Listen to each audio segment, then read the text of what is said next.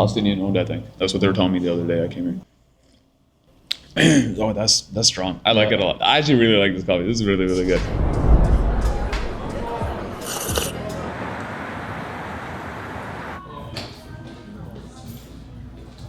You said you're 44.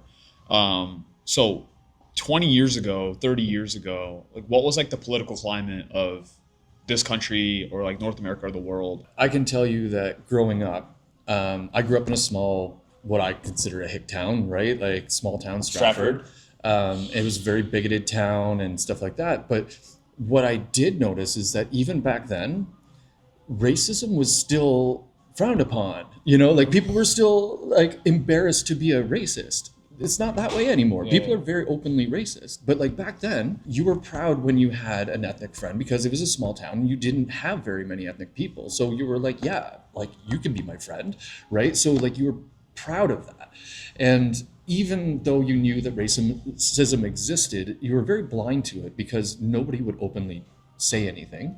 So like as kids, we just didn't care. We hung out with whoever, right? And even when I moved to Ottawa, like it was a huge culture shock in the sense of like, you know, coming from a predominantly white town to Ottawa, and all of a sudden it's super multicultural. It's all this, and I was just like, holy crap! Like, the world wasn't like my small town. The world is like this, and I don't know. It was world changing, and I started to see the world from other people's views, right?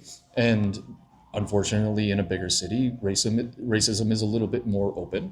So you did see what some of these people went through. Like when I was a kid, I was like so proud to be a Canadian, and I thought like this, like the identity is so much more beautiful than being an American, because that was like low-key part of our identity, right? That we're not dumb, we're polite and kind, and you know. We used to boast about being multicultural. That was our thing, right? And now people are like, "Oh, this isn't the Canada I remember." I'm like, "What do you mean?" Like we literally made commercials about how multicultural we were since I was this big. So which Canada are you talking about, right? Like the people I hear saying that are usually in their 20s now, and it's like, what? Which is crazy, yeah. College or age kids. boomers, right? But like even the boomers, when they're like, "Oh, you know, life ain't the way it used to be," and I'm like, I would start to challenge like their perspective on it. It just blows me away that Canada lost this identity as being multicultural, and now all of a sudden it's identity politics of like me versus them, which is crazy because like at the end of it, like I used to, like I was so proud of like anything that we did, anything we accomplished, right? I loved how, you know, everyone in the world liked us and thought great of us, and I've always never considered myself anything else but Canadian. Like I celebrated that golden goal in 2010, right? I I knew the sign language to "Oh Canada," like you know what I mean, like right. Everyone in my class did, and my class was super multicultural, right? There's people from like Indonesia, there were people from Nigeria, there's like people from all over, right? And there's some like white kids as well, and no one I feel like looked at each other as anything but just like their classmate, a Canadian classmate, right? We went to French class together, right? Like everyone watched the Olympics, skating, like everything was on. Like during the Winter Olympics, like every grade, like it would be on the projector while we do work. Like I don't think I'd get a little bit more Canadian than that. And now, like I feel like if I met like another dude who is my age, like a stereotypical Canadian, like white dude, I don't even think he'd consider me Canadian. I don't even know if he know I was from here, even if I spoke like this, right?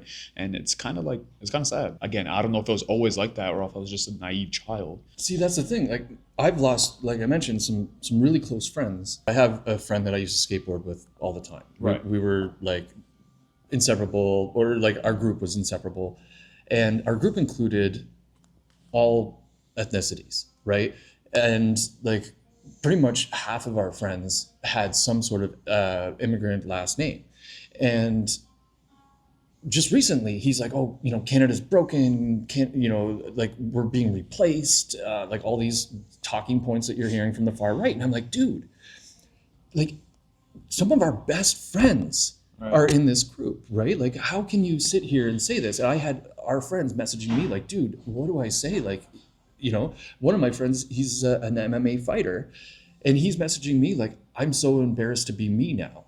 And I'm like, I can't believe people are willing to say anything about you. You're an animal. Like, you know, like just tell them to say it to your face, man. Like the thing I like to say to people who have that mindset is always like, give me an actual example of a time an immigrant did something directly to you that hurt and harmed you and your family.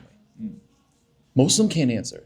Most of them are angry about stories they heard or something, but have never actually had a negative experience with an immigrant ever. Yeah. Right? And it's like, oh, what? The worst thing you can come up with is they got your coffee order wrong? Yeah.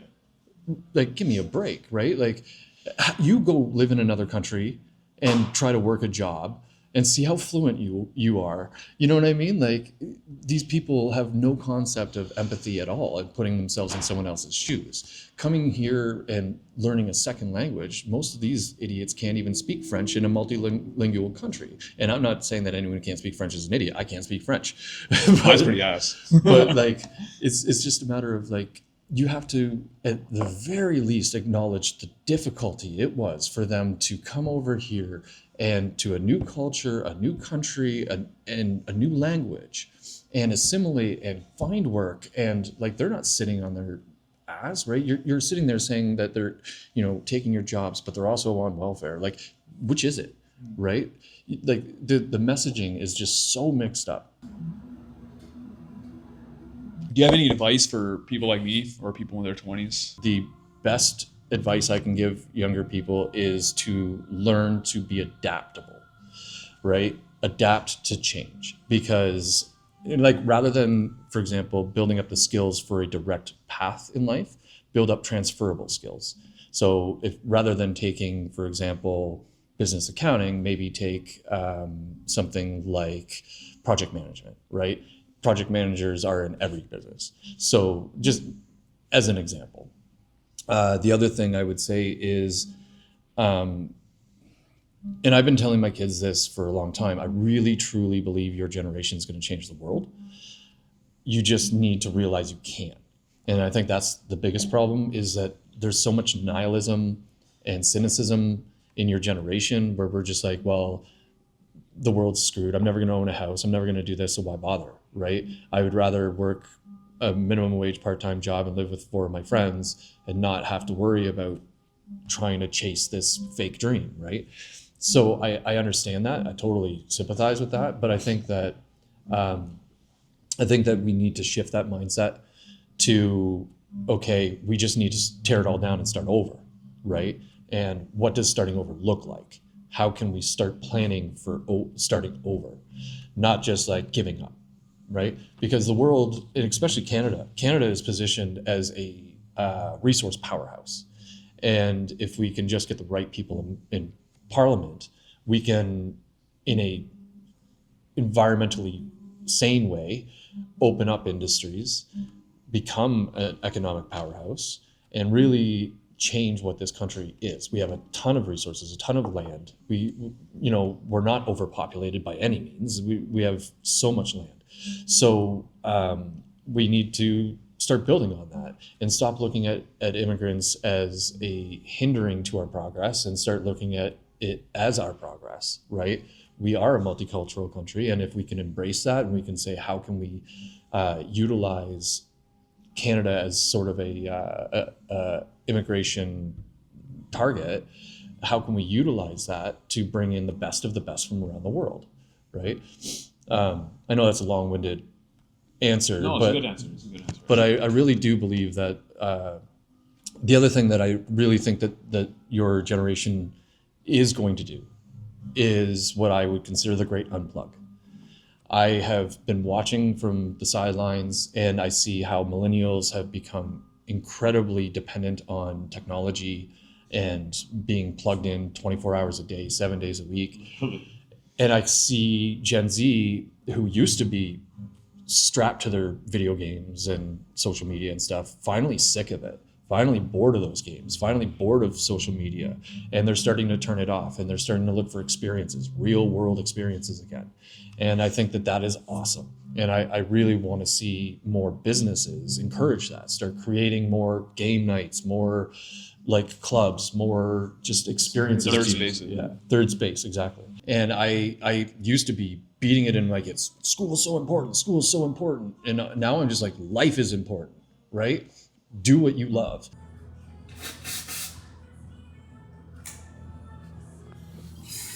My parents didn't come here just for me to want to like kill myself. That's the way I literally look at it. Like they literally value my happiness over whatever they have, whether it's dreams for me or whatever. But they would rather see me happy and doing what I want rather than what like other people would want me to do or the culture would want me to do or society would want me to do. So I definitely do think that like as I become a parent and people around me my age become parents, the next generation is definitely going to have a little bit of a different outlook, which is beautiful, and I hope. I tell my kids this too, and maybe I shouldn't. Maybe I encourage too much, but I say to them, it's better to be spontaneous and suffer the consequence than to suffer the consequence of never being spontaneous. So, my first life, right? Married my high school sweetheart. We dated for a while. We moved in together. We got married. We planned a child. We took care of our careers first. All the right things, right? One year into my new career, like in Ottawa and everything, whole thing falls apart. She leaves, takes the kid. I lose the family. I lose that dream. All changed like that. I was sitting there at the top of my career. I was cooking for politicians, NHL players. I was in magazines, newspapers. I was at the top of my career at, I think I was like 26. I can't even remember. I was very young. And I gave all of that up. My entire life changed literally overnight so I could be, and you know, like I said earlier, I was told you could either be a great chef or a good dad. And that wasn't even a question for me, right? I gave it all up and I moved instantly to be there for my family. And I turned that old life off. And it was the scariest thing I ever did. I ended up going from like cooking for all of these politicians and hockey players and stuff. I went from that life to $11 an hour working as a wood finisher for a family business. And I didn't look back once. I didn't care because that life was over, right?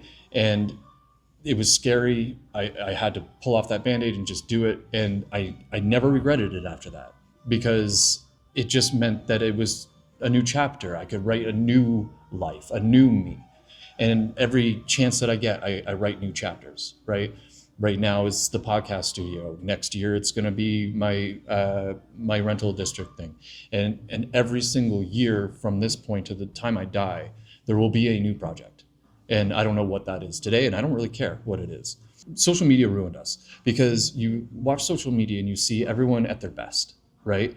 You don't see, and I like TikTok because it's becoming more authentic, but you don't see everything that came up to it, the 5 years of shitty work that they did, all the struggles, the late nights, all those things. You don't get to see that. You just see this polished thing. So for kids like mine, they never wanted to try anything. They didn't want to learn how to skateboard because everyone on there is already a pro, right? So they got it in their heads that they couldn't. And I actually had a rule in my house. Can't is a bad word. I can't doesn't get said in my house, right? I may need help. I am struggling with this. It might take some time. Right? All sorts of ways around that, but saying I can't is self-limiting. And the moment you limit yourself, you've erased all the potential inside you. I wanted to ask you, do you have any regrets?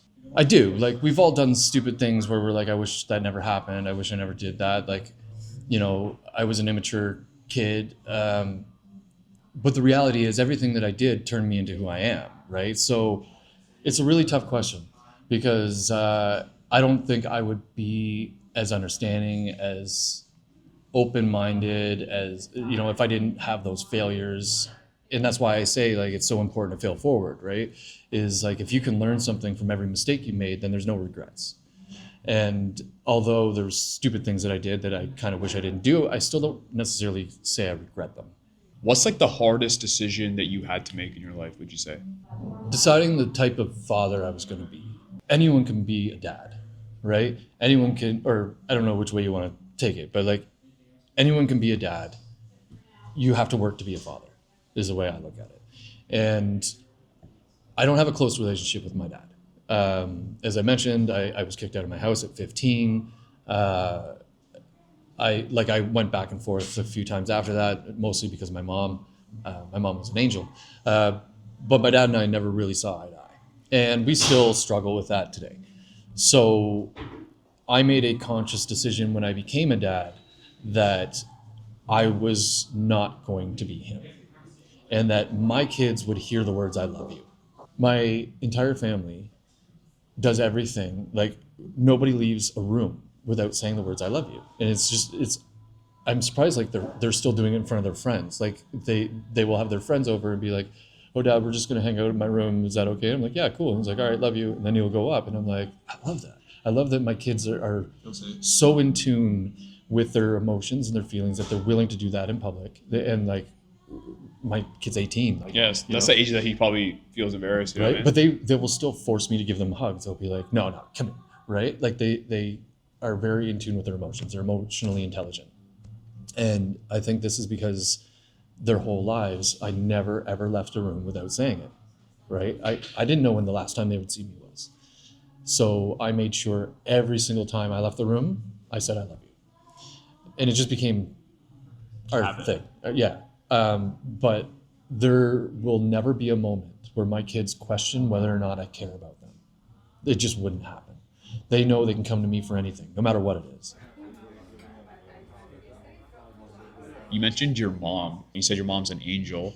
Talk about your mom, if you don't mind. So my mom died of cancer a year before my daughter was born. She was a heavy smoker, smoked her whole life, got lung cancer, had a lung removed, it moved to the other side. So there was, by then it metastasized, went to her brain, and we lost her. Now, in terms of the type of person she was, like everyone knew her. She worked at a bank in Stratford, in a small town. So everyone knew her as Sue from the bank, right? But like everyone knew her. She was just that person that everyone knew they could go to and she would help them no matter what. She was a teller for years, then she became a mortgage broker or something like that. I honestly don't even know, like, as much as kids do, right? They're like, oh yeah, my mom works for a bank. I don't know what she does there. Counts money maybe? I don't know. But yeah, she was just a great person, and she was super empathetic and like to the point that I probably took advantage of it a lot. Like saying I'm sick when I'm not or whatever, knowing that she will just let me stay home, and I, was able to utilize her a lot for money when I was out on my own and stuff like that. I would go by the bank, Mom, can I borrow $20? And she never ever resisted. And she was the one who always made me feel loved. Like as I mentioned, wasn't close with my dad. I had an older brother. He was like the all-star picture. He was like, straight A student, valedictorian type thing.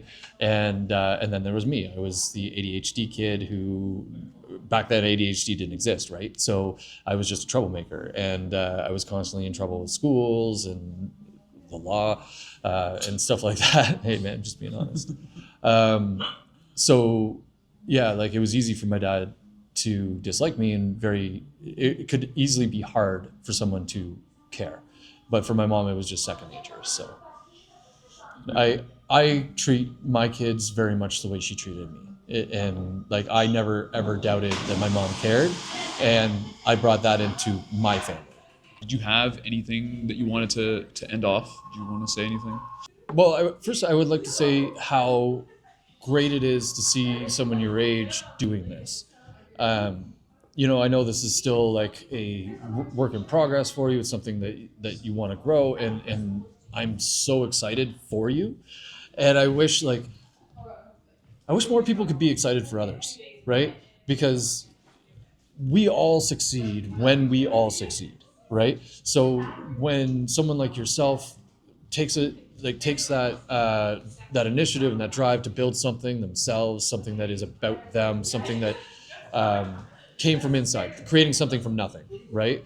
When someone does that, it inspires others to do it. So the more people who just take that chance and do it and are willing to look silly for the first while, right? Those are the people who inspire others to look silly for a little while.